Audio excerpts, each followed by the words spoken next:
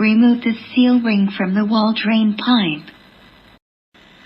Put the seal ring into the connection of toilet and press it in right position.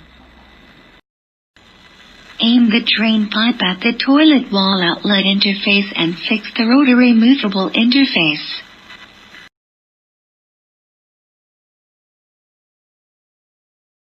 Aim the drain pipe with the seal ring at the wall outlet and plug it into the wall.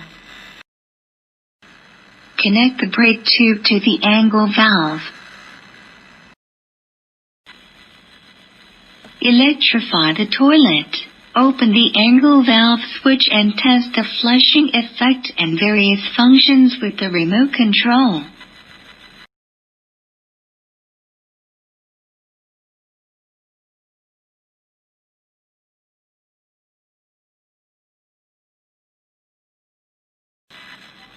No moving within 24 hours after fixing with glass glue.